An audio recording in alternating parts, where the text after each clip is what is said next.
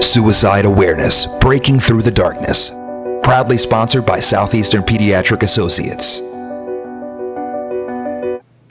Good evening, I'm Kevin Presley. It's a topic that is deadly, misunderstood, and often very difficult to talk about. Every year, thousands of Americans commit suicide, leaving families and communities shattered, and asking the question, why did this happen? Over the next 30 minutes, we'll hear from experts about some of the factors that can lead to suicide and some of the warning signs that could help you save a life. We'll also speak with some people from the group most affected, teenagers, to learn more about the challenges they face every day and how they talk with one another about the topic of suicide. We begin with some numbers from the Alabama Department of Public Health. A person dies by suicide every 13 minutes in the United States. Suicide is the 11th leading cause of death in America. And here's a truly troubling statistic. In 2013, the last year with data available, suicide was the second leading cause of death for youth and young adults between the ages of 15 to 24. Looking at some state numbers, Alabama's suicide rate has exceeded the U.S. average since 1990.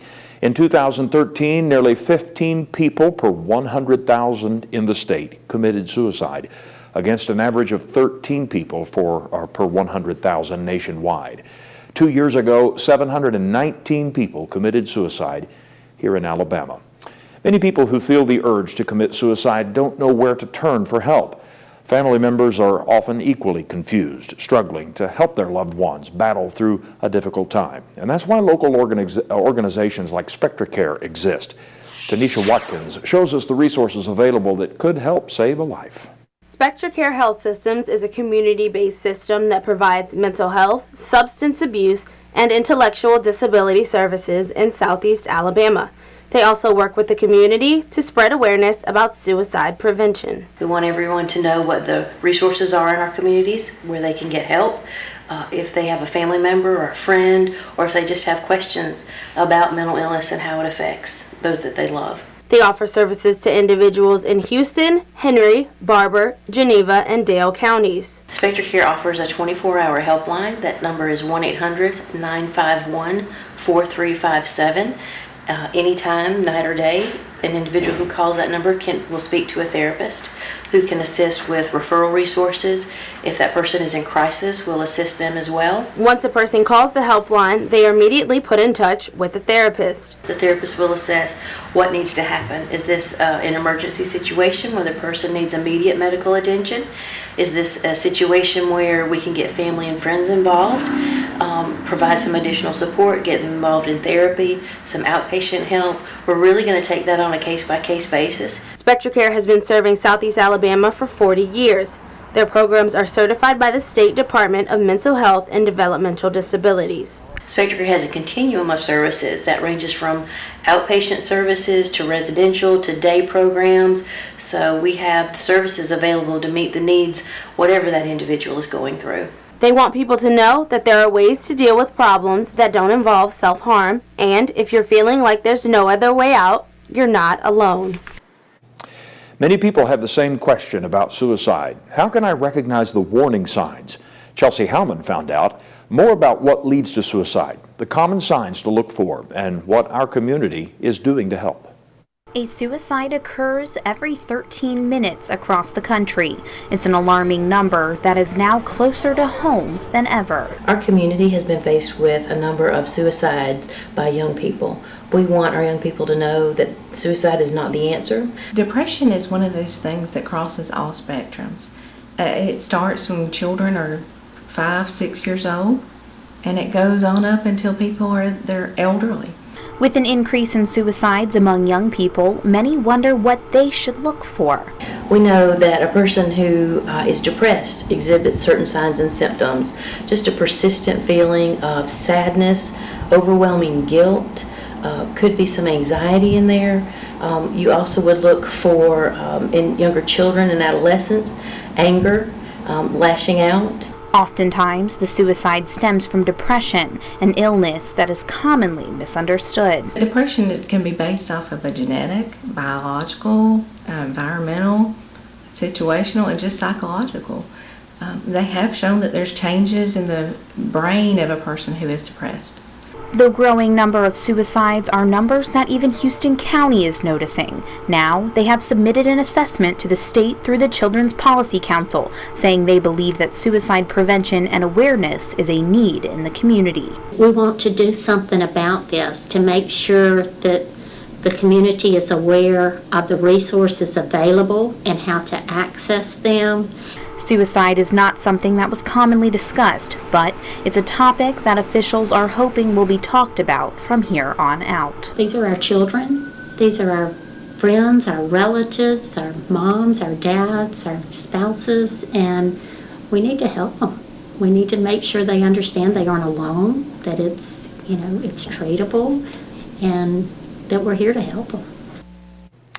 And the officials we talked to recommend those who think they may be depressed or suicidal should not be afraid to ask for help and should start the process by seeing their primary care physician. Coming up, we'll sit down with some of the people most at risk to commit suicide to hear what they're experiencing every day. And we'll be joined by one of the nation's premier speakers on suicide awareness, a man who attempted to take his own life and now strives to save others from making the same mistake. No matter how bad it is, it could be worse. Well, that's why it's important to get the message out to our youth and to our adults and our law enforcement officers, because we've had some of them that do not take your life. We can solve these problems, we can work together, we can get through it. The topic of suicide is not easy to talk about. It's often shrouded in secrecy by those who contemplate taking their own lives and those who have tried and survived. But some people are choosing to speak out in the hope that they could make a difference in someone else's life. And one of those people is Kevin Hines. Kevin, at age 19, attempted suicide in the year 2000. 15 years later, he tours the country sharing his story and trying to help others who are struggling. He also wrote the best-selling book, Cracked But Not Broken. Kevin, thanks for joining us today. Glad to be here. Let's start with perhaps the hardest part. Take us back to the year 2000. You jumped off the Golden Gate Bridge and were one of the few people who survived that. Take us through that time. One of 34 people to survive out of well over 2,000 that have died, the highest rate for suicide in the world at any space. And I have bipolar disorder. A brain disease that caused me to have hallucinations, psychosis, and depression. And upon the depressed area at 19, I believed that my family hated me. I believed that they thought I was a burden to them. I never wanted to die. I just believed I had to. I was compelled to, one by the voices in my head, telling me that I had to die because of my brain, because of psychosis. And I still admit today that that was the single worst action of my entire life. It was a mistake.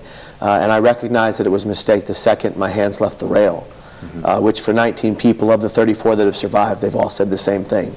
That being shocked into reality from their psychosis or depression brought them to the space that they had made a mistake and they thought it was too late. And of course, for the over 2,000 that have died, it was. And I've heard you speak. You say you actually lied to your doctors, your family, when you were receiving treatment before your first attempt.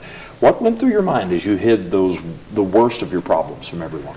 Well, if you can imagine being 17 and a half, diagnosed with bipolar disorder, I didn't know what to go off of. I didn't have any knowledge of what was happening to me. I didn't know what bipolar disorder was, neither did my family. I came to a place with such shame internally, the belief that these things I was experiencing, hallucinations, auditory and visual, terrible depressions into this dark abyss, suicidal ideations, I internalized all of it and tried to keep it from everyone. And so when I was going to the psychiatrist and when I was talking to my family, I was telling them that I was doing well in treatment when in fact I was not, because of that shame, because I thought that they were going to literally lock me up in a padded room and throw away the key, which is not what happens. And of course yours is a great story, an amazing story of triumph, how you have come through this. But watching some of your appearances online, you say suicide is still in your thoughts, even today. Explain that and what keeps you fighting and moving forward every day. So along with this bipolar disorder, I have what is called chronic suicidal ideation. And it means that I live with suicidal thoughts on a regular basis. I have found a place in my wellness where I can cope with those symptoms, because that's what they are. I can cope with them and I can fight them every day, and I've come to a place where I have accepted that I have a mental illness, that I have to fight it, and I have to treat it with exercise, talk therapy, medication. It doesn't work for everyone, it works for me, and all kinds of other therapies that keep me stable. When I have those suicidal thoughts, I go to my wife, I go to my family, I go to my peer support network, I call them my personal protectors, the people around me that know when I'm doing bad. And I'm so self-aware today, self-aware with my mental illness, that when these things come across, I no longer go and attempt. I go to my wife and say, honey, I need to be someplace safe. And I walk into a psychiatric hospital and I say, I'm suicidal and I need your help. And that's when they give it to me. And you did write a book that will help people, hopefully, who may be battling the same problems, and we will get to that in just a few moments. Thank you so much for sharing your story, and I hope you'll stay right here with us, and we'll hear from Kevin again a little later in the show. When we return, we'll hear from some of the people most at risk to attempt suicide today. What teenagers say are some of the biggest challenges they face on a daily basis. We've had too many instances in our community, and for that matter, you know, in our state and nation, but particularly here in our community, we've had too many instances. It's serious. I think we in our community have lost some folks, and you know, one's too many. And I'm on board to do whatever we can to prevent it. I just appreciate Spectra Care and Rose Phillips and all the people who are involved in the suicide prevention. And it's important that we as a community take it seriously and come together. As we told you earlier in the show, suicide is the second leading cause of death for teens and young adults between the ages of 15 and 24. So we wanted to hear what young people had to say, sitting down with 6 teenagers to get their take on this difficult topic. And welcome back to Suicide Awareness, Breaking Through the Darkness. And we want to spend a little time now talking to some local teens, local students who see firsthand the issues that teens struggle with that sometimes, unfortunately, can even lead to tragedy. And we're joined now by Pate Spencer, Mary Murphy, Destin Dawson, as well as Jolie Money, Will Cobb, and Abigail Phillips. Thank you all so much for being here today. The Spark Theater Company recently performed a drama at the Cultural Arts Center, and that drama was called I Don't Want to Talk About It, and it dealt with some of the major issues that teens are facing today. What was the message that you wanted people to take away from that, Pate? That keeping problems to yourself is never the right answer, that you need to talk to someone about it and get help instead of trying to do everything yourself. Destin, what was the feedback? What was the response you got from the audiences that came to watch? They were very, you know, they responded very well. Mm-hmm. And then a lot of people reached out, you know, on social media and a lot in person. So they really responded back well, and they really got the message. What did you take away from being a part of this drama? Did it open your eyes? Did it bring, you know, any of it? Did it bring awareness that maybe you didn't have before? It really did. There were things in the show that recently some of my friends have gone through, and I didn't really know, you know, how they would be feeling, and I had to think about that, and it was different. Would you all pretty well agree that bullying is the number one thing that because we've been talking a lot about bullying in the news and in our culture in the last few years. Bullying, you know, has been around forever. Back when I was in school, I mean, that long ago, but it has been a while. It was a little different. I mean, the idea of bullying was, you know, you get beat up out on the schoolyard for your lunch, or, you know, for some other reason. It's a different thing now because we have the explosion of media, we have social media, we have the internet. Now all of the teens carry a smartphone, they text back and forth, and so we talk about this, but how common is it right here in our local schools? What are you seeing on a day-to-day basis? You see it everywhere. At school, you try to stand up for people, but there's going to always be that bully around. And I think the thing about social media is that people really don't see the effect they have on people because they're not there. They're like in their homes, they're not face to face with that person, so they don't see what kind of effect they have. Makes it easier to hide behind the screen name, Yes. or a lot of times you'll type something that you might not say face to face. You're dealing with these issues, dealing with depression that comes from being bullied. It's often a silent struggle. Why is it that teens often don't want to talk to people who could help? I think it's because they feel like they won't understand what they're going through, and I feel like they feel as if, well, we all would feel as if they would judge us, you know. Do you feel like maybe it's pride, embarrassment, you know, that I don't want to admit that I have been bullied? Yes. It definitely is. And especially, I think, with boys, they always have that, I need to be a man and I need to be tough, so they don't want to talk, they don't want to seem weak. And I think that that's really tough with boys. And since they don't typically go to somebody and say, hey, I'm dealing with this, I need help, it's up to their friends, their peers, to look for signs, to see something that might, you know, tell them I need to intervene, I need to try to encourage this person. What are some of the signs that you have seen maybe in your classmates dealing with depression? What should you be on the lookout for? Pete?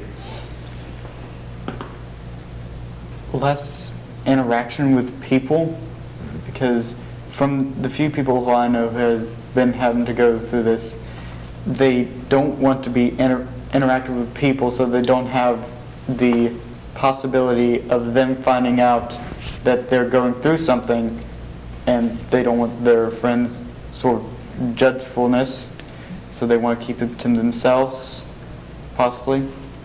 It's one thing. Well, like Paige said, the separating yourself from everybody, and also their entire personality just changes, and it can change in an instant. And for anybody can see that this person has just stopped being themselves. And when that happens, that's when you need to, you know, tell somebody. You need to ask them, are you okay? Because they're not. How do you approach somebody that you see struggling with this? What's the best way to approach them to break through that barrier, that silence, and get them to talk about it?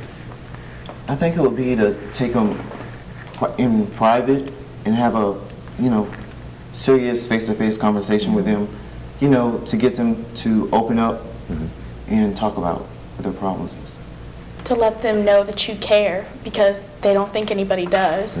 And that's what we need to do, is to let them know that we care.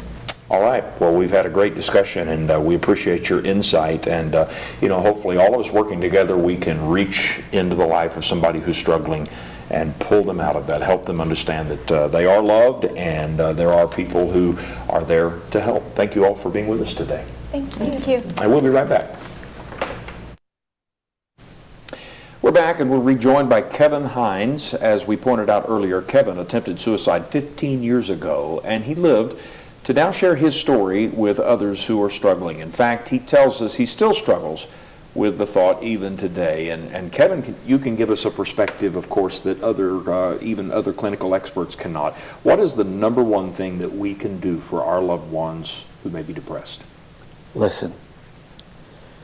If you can get them to open up, and you can listen without judgment, hear what they're saying, and not put blame on someone who is having suicidal thoughts or this great depression, because blame on something like that just makes them feel bad. So we have a teenager, or we have somebody in our life that we see exhibiting the signs. They're withdrawn, all of the typical things that we've already talked about during this special tonight. How do we actually start a conversation with someone who is closing up and not wanting to talk? How do you broach that topic effectively, especially if they deny that there's a problem? You be very frank, because had my father or my family or my friends looked at me in my pain and said, Kevin, are you having thoughts of suicide? I would have told them the truth. Statistically, people tend to tell the truth. If they're not thinking about it, it does not put the thought in their mind. They actually tell you what's going on because all they want, all they desperately need, is for someone to see their pain.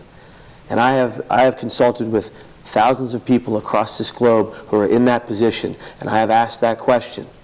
Are you having thoughts of suicide? Have you had thoughts of suicide? And when they say yes, we sit with them, we listen to understand, we empathize, and we get them to the safe place they need to be, and with the safest people they need to be with. What changed for your family after that day on the Golden Gate Bridge? Well, so much. My brother was so angry with me at what I did, and I understood that. I empathized with his scenario there, and my family were devastated. And even today, some of my family fear my death by suicide, even though I make it very clear I will never attempt again, because I see the wake of destruction it caused in my path because I lived. What people don't recognize is that by dying by suicide, you are not exiting the pain, you're transferring the pain to others. And when you can find a way to treat that pain with mental health treatment and behavioral health treatment, you can get better just like me. And I'm living mentally well most days because of it. Let's talk about that. You wrote the book, Cracked But Not Broken, where you tell your story. You end that book with a great ray of hope for people who read it and may be struggling. You explain the art of living mentally well. Put that in a nutshell. You can find a way out of the darkness, right? You can. There's light at the end of every tunnel, I tell people, because if you are following these 10 steps of the art of wellness, a quick guide to hope, you're recognizing the signs, you're recognizing the symptoms, you're opting in the family and friends and personal peer network, your personal protectors, you're opting them into your plan. Because if you had liver, heart, or lung disease, everyone comes around you, everyone helps, everyone brings soup, everyone comes to the hospital. When you have something wrong up here and you're in a psychiatric ward, who comes?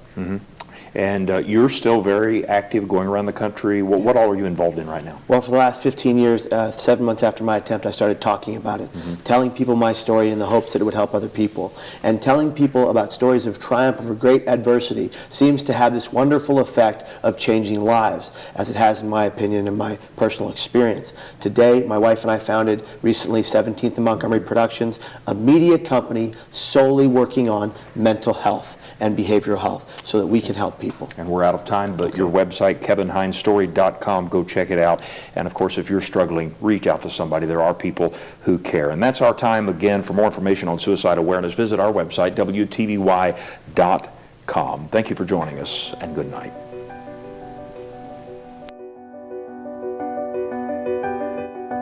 You've been watching Suicide Awareness, Breaking Through the Darkness, proudly sponsored by Southeastern Pediatric Associates.